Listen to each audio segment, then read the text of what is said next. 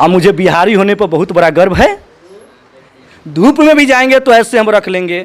संस्कृत में 100 में 95 है। मुझे आशा मैं भी मतलब देखेगी तो बहुत गर्व महसूस करेगी। अच्छा पहली बार अच्छा ये भारत से मतलब यहाँ पे नहीं है, अच्छा नंबर नहीं है कितना नंबर? हूँ और इतना अच्छा अंक लाई हूँ, फिर भी खुश नहीं है, लेकिन सचिन सर जी इस नंबर पे भी। नमस्कार, आप देख रहे हैं अपना न्यूज़। अभी हम पकड़ी दाल अनुपम संस्कृत कोचिंग संस्था में हैं और यहाँ पे जब से मैट्रिक का रिजल्ट आया है प्रत्येक कोचिंगों का हमने भ्रमण किया और सभी का न्यूज़ कवर किया है और जहाँ जहाँ गए हैं बहुत अच्छे रिस्पांस मिला। और आज फिर हम पकड़ी दाल अनुपम संस्कृत संस्था में हैं और हमसे सर जुड़े हुए हैं। सर से जानेंगे, सर के पास वो लगभग में 3-3.5 हैं। सर से बातें करेंगे और जानने का प्रयास करेंगे सर का जो बच्चा है, जो सर के यहाँ जो बच्चे पढ़ते हैं उनका बहुत अच्छा रिजल्ट भी है और अच्छे से जो बोर्ड में भी जाने का काम इनके जो यहाँ के जो बच्चे पढ़े हैं जाने का काम किए हैं। सर से जानने का प्रयास करेंगे। सर से पहले सर का हम परिचय जानना चाहेंगे। सर मैं सचिन कुमार अनुपम संस्कृत सदन के संचालक हूँ। सर आपके पास लगभग 400 प्लस बच्चे हैं, तो इस पर आप क्या बताएं? देखिए सर, हमारे यहाँ ऐसे हम पकड़ी दयाल में भी पढ़ाते हैं, जीतावरा में भी हमारी कॉलेज चौक पर संस्था चलती है। इस साल हम मैट्रिक में लगभग 700 विद्यार्थी को छोड़े हैं। 700 विद्यार्थी को छोड़े हैं जिसमें अधिकतर फर्स्ट डिवीज़न किए हुए हैं और सैकड़ों विद्यार्थी हमारे यहाँ 400 प्लस नंबर लाए हैं, जिसमें 90% से अधिक हमारे हिंदी, संस्कृत और SST में हैं। आपको सर मालूम होगा, आपने अनेकों न्यूज़ कवर किए। जो हमारे विद्यार्थी जो बिहार टॉपर के लिए वेरिफिकेशन हुआ था उसमें अनूप कुमार ने गया था, लेकिन थोड़ा कहिए नसीब या साजिश की तहत जो भी कहिए, किस्मत की बात कहिए, 7 नंबर से टॉपर लिस्ट से नहीं मैंने कम हो गए। हमारे यहाँ जो भी विद्यार्थी पढ़े वे अपना संस्कार का परिचय दिए। हमारे यहाँ वही विद्यार्थी पढ़ते हैं जो संस्कारी होते हैं। हम जो भी मार्गदर्शन देते हैं हमारे मार्गदर्शन पर चलें और रिजल्ट बहुत बेहतर लाए हैं। ये रिजल्ट पकड़ी दयाल क्या जिला में गूंज रहा है। ऐसे बिहार में वेरिफिकेशन के लिए किया तो 7 नंबर अगर और आता तो पूरे बिहार में गूंजता। सर यहाँ पे भी पूरे मैंने और भी इसको आगे बढ़ाए रहते। सर मैं यही कहता हूँ कि मैंने बच्चे को पढ़ाया, पढ़ाने के साथ संस्कार दिया और कहता हूँ कि देखो बउआ, परीक्षा तो टॉप करना ही है, इसके साथ साथ लाइफ में भी टॉप करना है। लाइफ में टॉप करोगे, माता पिता का नाम रोशन होगा। उसमें थोड़ा हमारी भी स्वार्थ है कि हमारा भी नाम रोशन होगा।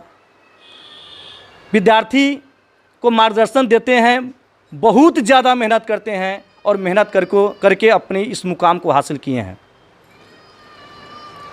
और आगे मैं विद्यार्थियों को कहना चाहूँगा कि जहाँ भी पढ़ें वहाँ अच्छे से पढ़ें, एक मुकाम को हासिल करें जिससे ज़िंदगी में कभी भी कोई दिक्कत ना हो। आपके न्यूज़ के माध्यम से मैं समस्त विद्यार्थियों को बताना चाहता हूँ, बिहार की समस्त विद्यार्थियों को बताना चाहता हूँ कि जब वे आगे पढ़ेंगे तो उनके जीवन में बहुत बड़े कठिनाइयों का सामना करना पड़ेगा, लेकिन उन्हें कभी भी अपने कठिनाइयों से घबराना नहीं चाहिए। संघर्ष करना चाहिए और संघर्ष करते करते अपने जीवन में सफलता को पाना चाहिए। किसी ने कहा है तो सही कहा है, संघर्ष ही जीवन है। जब तक संघर्ष नहीं करेंगे जब तक हमें जीवन का मजा नहीं आएगा। सर एक और सवाल है आपसे, जो ये बच्चे जो है अब तो मैट्रिक पास करके इंटर में जा रहे हैं, तो ऐसे बच्चों को कैसा आप सलाह देंगे कि अच्छा सब आगे पढ़े और अच्छा सा रिजल्ट मिला? बहुत अच्छा प्रश्न है सर आपका। सर हमें बच्चे को ये कहना चाहेंगे कि ना हमारे कहने से, ना अपने माता पिता के कहने से, ना किसी के कहने से वह किसी विषय को चुने। सबसे पहले अपनी इच्छा को बनाएं कि हमें किस विभाग में जाना है। अगर बैंकिंग में जाना है या एयरफोर्स बनना है या सिविल में जाना है या डॉक्टरी में जाना है, क्यों ना विभाग में जाना है, पहले वो समझें और उसके अनुसार राय ले कि सर हमें इस विभाग में जाना है और कौन विषय पढ़ने से इस विभाग में हम जाकर अपने लक्ष्य को प्राप्त कर सकते हैं, तब हम उसको बताएंगे। क्योंकि ज़बरदस्ती किसी का पेशा निर्धारण करना उचित नहीं है, क्योंकि डॉक्टर भीमराव अंबेडकर ने कहा है कि बेरोजगारी का सबसे मुख्य कारण यही है कि आज गर्भ में पल रहे बच्चे को भी लोग पेशा निर्धारित कर देते हैं। और सर जब तक इच्छा नहीं रहेगा, जब तक पढ़ने में उसको मन नहीं लगेगा और जब तक बच्चे का दिल और दिमाग किसी काम में नहीं लगेगा, जब तक उसको सफलता मिलने वाला नहीं है। मान लेते हैं हमने किसी बच्चे को कहा कि तुम डॉक्टर बनो, लेकिन वह चीरने से डरता हो, ऑपरेशन करने से डरता हो, किसी के कटे हुए देख कर डरता हो तो वह क्या ऑपरेशन कभी कर पाएगा? तो उसको हम ज़बरदस्ती अगर डॉक्टर में भेजना चाहेंगे तो जाएगा, उसका मन तो नहीं लगेगा, कहेगा बेकार है, इस विभाग में मन नहीं लग रहा है, हमारे माता पिता ज़बरदस्ती कर दिए, तो उसमें सफलता सर नहीं मिलता है। इसलिए मैं सर यही बोलूँगा कि विद्यार्थी अपनी इच्छा के अनुकूल पहले कोई लक्ष्य को चुने, उसके बाद में हम उनको सलाह दूंगा कि आप ऐसे पढ़ोगे तो उस लक्ष्य को प्राप्त करोगे। सर एक और बात आपने बताया है, जो गर्भ में बच्चा होता है तो भी उसको काम चुन दिया जाता है, तो ऐसा जाति के आधार पर होता है, तो इस पर भी कुछ बच्चे को बताया जो गर्भ शुरू से उसको काम चुन दिया जाता है। जैसे सर बहुत अच्छा प्रश्न आपने किया कि उदाहरण में आपने मांगा कि इस पर कुछ बताइए कि कैसे गर्भ में, जैसे मान लेते हैं हमारे पास 2 भैंसी है चाहे 2 गाय हैं, अब हमारा माने बेटा गर्भ में ही है, तो हम सोचेंगे कि अब बेटा होगा ना तो 2 भैंसी रखें, 2 भैंसी और कीन लेंगे। वो क्या करेगा, वो 2 भैंसी को हम चराएगा और 2 भैंसी और बढ़ जाएगा, हम लोग मेहनत करने में, घास भूसा करने में दिक्कत नहीं होगा। लोग ये सोच लेते हैं। अरे भाई ये सोचो कि वो लड़का क्या करेगा, कोई बिजनेसमैन है, अगर एक दुकान हमको पकड़ी दयाल में है लक्ष्मी रोड में, तो सोचेगा कि अब बेटा होगा नू तो ये रोड में इतना चल रहा है तो मोतिहारी रोड में फलनावा के दुकान चलत है, तो वही रोडवा में हम एगो दुकान खोल देंगे तो बेटा हमारा वो रोडवा में चलाएगा, तो वही रोडवा में मेरा बेटा दुकान चलाएगा, तो क्या होगा, वही में हमारा मनमदनी वही रोडवा से आना शुरू हो जाएगा। अरे भाई आपकी बेटा के अगर दुकानदार का बनने का मन ना हो, उसको IAS बनने का मन हो, अब ज़बरदस्ती दुकान खुलवाओगे, ऐसा लोग सोच लेते हैं समाज में। लेकिन धीरे धीरे सर ये प्रथा खत्म हो रही है, मेरे समाज शिक्षित हो रहे हैं। अब जो पुरानी प्रथा थी, खराब प्रथा थी, क्रूर प्रथा थी, उस प्रथा को खत्म किया जा रहा है। सर कहने का आपका मतलब कहीं ना कहीं जो शिक्षा है हमको प्रोफेशनल बना रही है। जी, एक और सवाल सर आपसे है कि जो बच्चे आजकल जो तैयारी कर रहे हैं तो परीक्षा से पहले आधा घंटा 1 घंटा पहले क्वेश्चन आउट हो जाता है, जिस पर बच्चे निर्भर होते हैं और उसको देख कर जाने का प्रयास करते हैं, परीक्षा देने का प्रयास करते हैं, तो इस पर वो ऐसे बच्चों को क्या कहना चाहेंगे? बहुत बढ़िया सवाल है सर, क्योंकि सोशल मीडिया का ज़माना आ गया है और विद्यार्थी सब कहीं क्वेश्चन आउट होता है तो हमारे यहाँ फ़ोन कर, सर क्वेश्चन आउट हुआ है, सर क्या हुआ। लेकिन मैं उस विद्यार्थी को सलाह देता हूँ कि उसके फेर में मत पड़िए, हो सके गलत क्वेश्चन ही मार्केट में चले जाए, फ्रॉड लोग कुछ होते हैं, वे गलत क्वेश्चन को क्या करेंगे, भेजना शुरू कर देंगे। अब विद्यार्थी लोग 1 के B 2 के C ऐसे करना याद कर लेते हैं, तो जाने पर उनका नंबर क्या होता है, ख़राब हो जाता है। मैं आने वाले भविष्य में विद्यार्थियों को कहना चाहूँगा जो परीक्षा देने वाले हैं कि ऐसे अफवाह में मत पड़े, कभी काल सही होता है लेकिन वो भी गलत है। पढ़े हो भाई अपने मेरिट से काम करो, लेकिन बहुत ज़्यादा गलत भी क्वेश्चन मार्केट में चलता है, तो ऐसा करना हमारे लिए अच्छा। कहीं ना कहीं सर जब वायरल क्वेश्चन को देखकर हम जाते हैं तो हमको नॉलेज नहीं मिल पाता है। परीक्षा तो निकल जाते हैं लेकिन आगे वाला जो नॉलेज होता है हमको नहीं मिल पाता है। चलिए कुछ बच्चे हमसे जुड़े हुए हैं। सर से एक और सवाल है, हमेशा हम सर से कहते रहते हैं, सर आपको हमेशा हम देखते हैं गमछा रखे रहते हैं, इस पर क्या है, क्या करना कि हमसे गमछा रखें? चलिए बहुत बहुत धन्यवाद, आप हमारे ऊपर इतना ध्यान रखते हैं, इसके लिए तो राजू सर आपको बहुत बहुत बधाई और मैं शुभकामना देता हूँ कि आपका न्यूज सही कह रहे हैं कि एकदम बिहार के देश लेवल पर जाए, क्योंकि कम से कम एक चीज़ पर पत्रकार का तो ही नज़र होता है। सर आपने हमारी बातों को पकड़ लिए, हमेशा देखते हैं और आपने प्रश्न कर दिया तो हमें लगा कि पत्रकार का ये नज़र होना चाहिए। तो सबसे पहला तो बात कि पत्रकारिता में आपको मैं अपने तरफ से, मैं अपने अनुपम ब्रांड संस्था की तरफ से 1 नंबर स्थान देता हूं और हमारे संस्था की तरफ से आपको 1 नंबर स्थान है, जो फर्स्ट डिवीज़न से सफल, जो टॉप 10 में कहा जाता है। मैं इसलिए कह दिया कि आपने एक बातों पर ध्यान दिया। तो अंगौछा और गमछा वाली बात आपने कही, जिसका पर्यायवाची शब्द है अंगौछा और गमछा। सर लेकिन सर आज अब गमछा नहीं है 2 भाई गमछा रख देते हैं। हाँ सर, आप गमछा पर हम सवाल किए हैं, तो उस गमछा रखने के कारण क्या है जो हमेशा आपको गमछा में दिखते हैं? चलिए तो सवाल आपका बहुत अच्छा है, हमारे एक व्यक्तिगत इच्छा के अनुकूल रखते हैं। लेकिन सबसे पहला बात रखने का कारण पूछें तो सबसे पहला बात है कि मैं बिहारी हूँ और मुझे बिहारी होने पर बहुत बड़ा गर्व है, क्योंकि बिहार का इतिहास रहा है। सबसे ज़्यादा बिहार का ही IAS बनता है। देश में अगर नंबर 1 स्थान लाता है तो बिहारी लाता है, और हम बिहारी कितना बड़े से बड़े हो जाएंगे, लेकिन जो हमारी क्षेत्रीय भाषा भोजपुरी है आप भूलेंगे नहीं। और जो गमछा और अंगौछा जो रखने वाली बात है, इसको भी हम लोग रखेंगे। जिस प्रकार कहा जाता है अंगौछा गमछा, यानी कभी हम गम में भी रहेंगे तो अंगौछा से क्या करेंगे, ऐसे कर लेंगे। पसीना भी आएगा तो गामछा से कर लेंगे, धूप में भी जाएंगे तो ऐसे हम रख लेंगे। कभी मंदिर में अगर जाते हैं तो शास्त्रों के अनुसार बताया जाता है कि अगर माथे को ढक कर माथे पर अगर कोई कपड़ा रख कर मन्नत मांगा जाता है, वो मन्नत बहुत जल्दी पूर्ण हो जाता है। चलिए बहुत अच्छे सर, इसलिए मैं इसको अंगाछा को रखने का कार्य करता हूं। बहुत अच्छे से सर बताया गमछा रखने का कारण क्या है। कुछ बच्चे जुड़े हुए, इधर आइए आप, कुछ बच्चे हमसे जुड़े हुए हैं और बच्चे से हम बात करने का प्रयास करेंगे, कितना नंबर लाया, किस तरह का मेहनत रहा उनका और सर का क्या सहयोग रहा जो इतना अच्छा नंबर लाया। क्या नाम हुआ आप?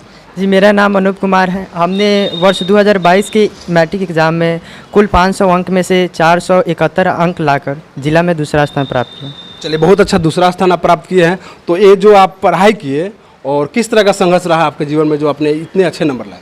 देखिए मतलब कि शुरू में हम जब अध्ययन का कार्य किए तो उसमें थोड़ा कठिनाइयाँ आया जिसको सामना करना पड़ा। सबसे बड़ी तो मेरे लिए कठिनाई यह थी कि हमें संस्कृत और एसएसटी मतलब उतना अच्छा से इस पर कमांड नहीं था, तो मुझे इस सब्जेक्ट में थोड़ा डर था।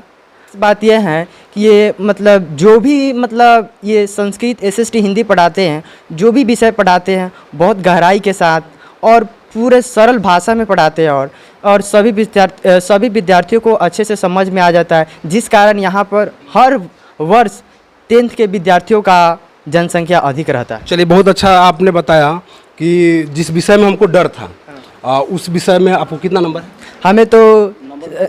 हमें तो संस्कृत में 100 में 95 है। मुझे आशा नहीं था कि हम 100 में 95 संस्कृत में लाए, लेकिन यहाँ पर आए और बहुत अच्छा से पढ़ाई हुआ तो मेरा 100 में 95 संस्कृत में है। और एसएसटी में तो ऐसा लग रहा था कि एसएसटी में पास नहीं होगा, लेकिन आया यहाँ पर और पूरी कंसंट्रेशन के साथ यहाँ पर पढ़ाई किया तो हमें 100 में 99 मिला और हिंदी में हमें 100 में 91 अंक प्राप्त है। चलिए बहुत अच्छा से बताया कि जिस विषय में इनको डर था उसी विषय में 95 नंबर लाए हैं। तो एक सवाल आपसे बनता है पूछना जी।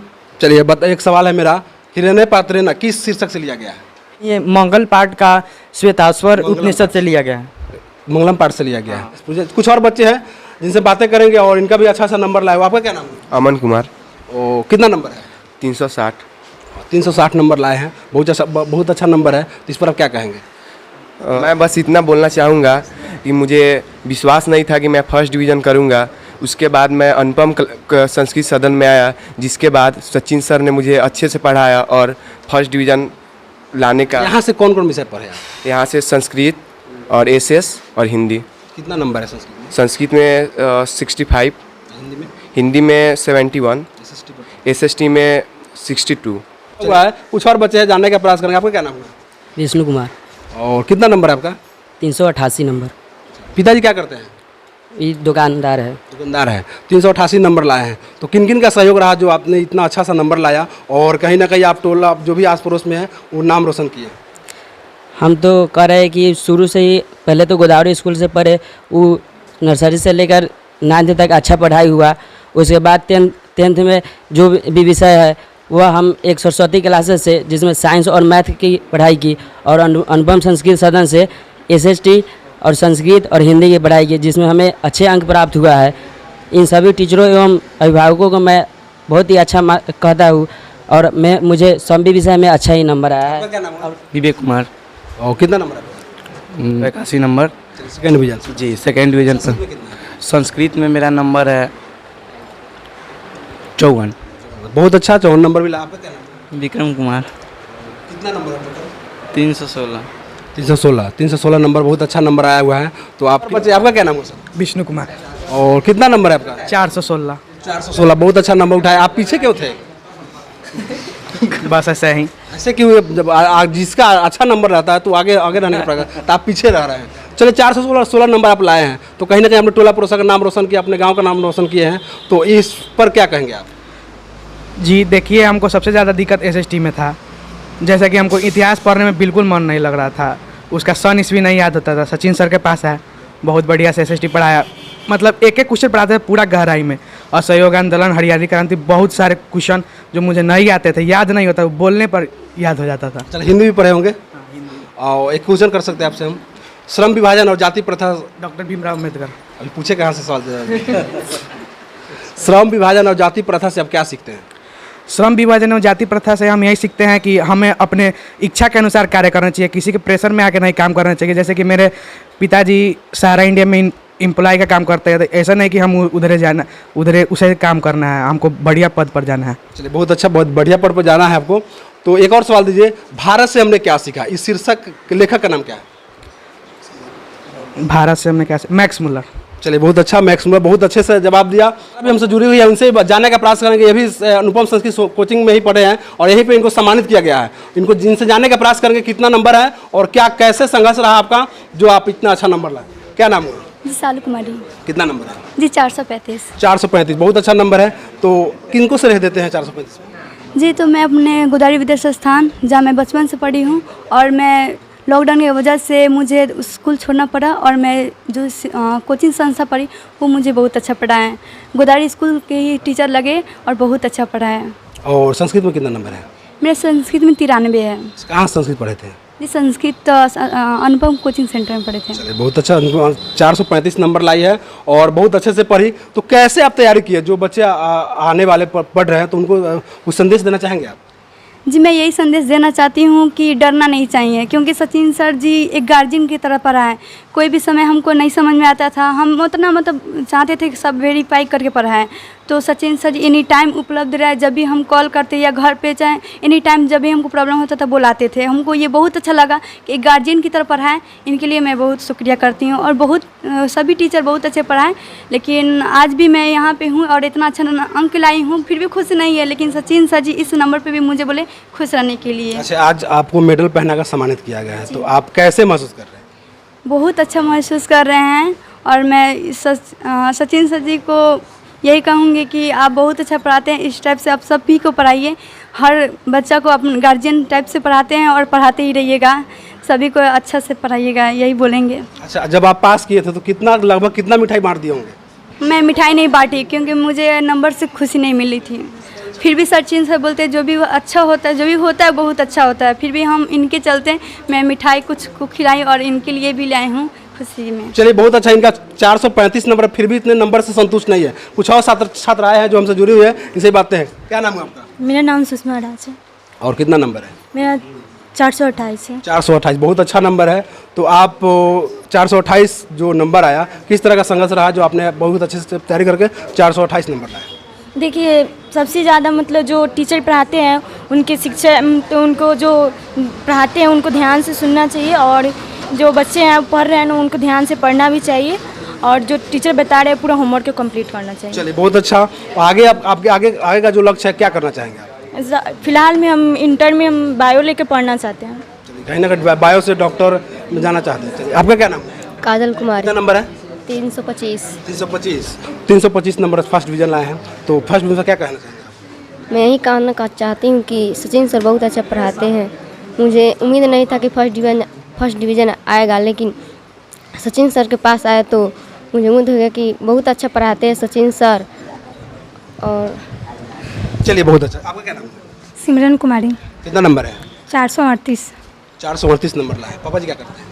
पापा जी बाहर पर रहते हैं, बाहर दिल्ली जी। चलिए 438 आप नंबर लाए हैं, तो इस पर क्या कहेंगे आप?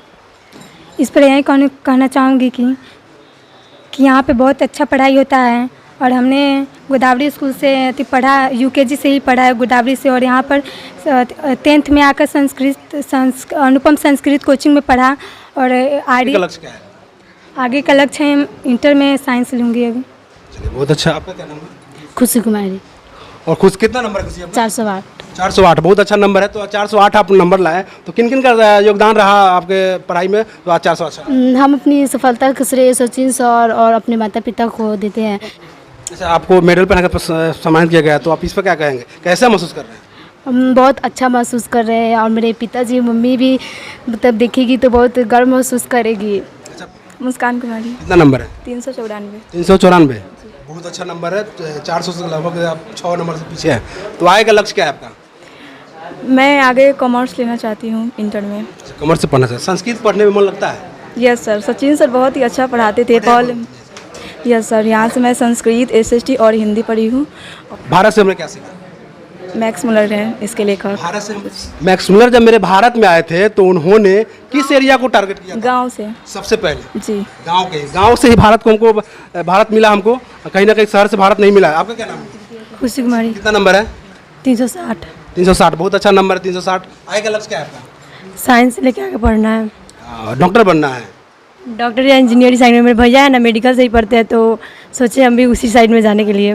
डॉक्टर साइंस लेकर पढ़ना चाहते हैं? साइंस लेके पढ़ना चाहते हैं और आगे का लक्ष्य जो माता पिता निर्धारित करेंगे और जो जिसमें मेरी रुचि होगी वहीं लेंगे, जो करना होगा इंजीनियरिंग या डॉक्टरी साइड। आपका क्या नाम है? अंशु कुमारी। नहीं डर रहे हैं। कितना नंबर है? 360 है। 360 नंबर है। आगे का लक्ष्य क्या है? आगे का लक्ष्य पढ़ना है, कुछ करना है। आपका क्या नाम है? पल्लवी कुमारी। डर कह रही है, जोर से बोलिए। पल्लवी कुमारी। कितना नंबर है? अच्छा नंबर नहीं है। अच्छा नंबर नहीं है। 300? एक बहुत अच्छा नंबर, फर्स्ट डिवीजन से पास किया करिए, अच्छा नंबर नहीं है। इतना कम नंबर, मेरा एक सब्जेक्ट रद्द कर दिया गया है। चैलेंज किए हैं आप? नहीं किए हैं। क्यों नहीं किए हैं? हमसे मैम गलत भरवा दी थी। क्या मतलब जो क्वेश्चन आंसर लिखा जाता है उसमें मैम गलत भरवा दी थी, इसके वजह से एक विषय रद्द कर दिया। चलिए बहुत अच्छा है, आपका एक विषय रद्द। परीक्षा दोबारा फिर दिए? नहीं, इसमें मेरा 25 सिर्फ ऑब्जेक्टिव का नंबर मिला है, सब्जेक्टिव का रद्द कर दिया। चलिए बहुत अच्छा। चलिए यहाँ हमने सभी बच्चों से जानने का प्रयास किया, बहुत अच्छा सा 300 लगभग 300 प्लस है, 400 कुछ बच्चों का नंबर है। अब फिर से सर के पास हम आएंगे और फिर से जानने का प्रयास करेंगे आगे का जो तैयारी सर आप करा रहे हैं, तो किस तरह से तैयारी करा रहे हैं और कैसे आपका तैयारी रहेगा, जो फिर से बच्चे कहीं ना कहीं बोर्ड में जाने का प्रयास करें।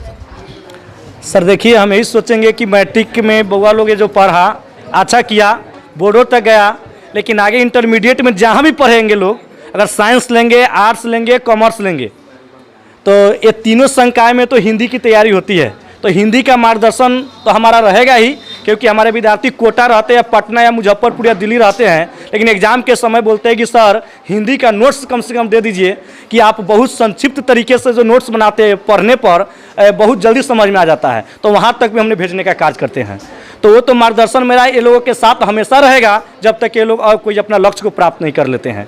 ऐसे आर्ट्स का हम सभी विषय पढ़ाते हैं, जो विद्यार्थी आर्ट्स लेंगे उनका तो ऑफलाइन के माध्यम से मेरा मार्गदर्शन तो हमेशा उनके साथ रहेगा। और मैं सभी की उज्जवल भविष्य की कामना करता हूं कि जाएं, कहीं भी जाएं, कहीं भी पढ़ें, अच्छे से पढ़ें, माता पिता का नाम रोशन करें, अपने समाज का नाम रोशन करें और इस पकड़ी दयाल धरती का नाम रोशन करें। सर पकड़ी दयाल जो है शिक्षा का नगरी बनते जा रहा धीरे धीरे, तो इस शिक्षा की नगरी को क्या आप कुछ?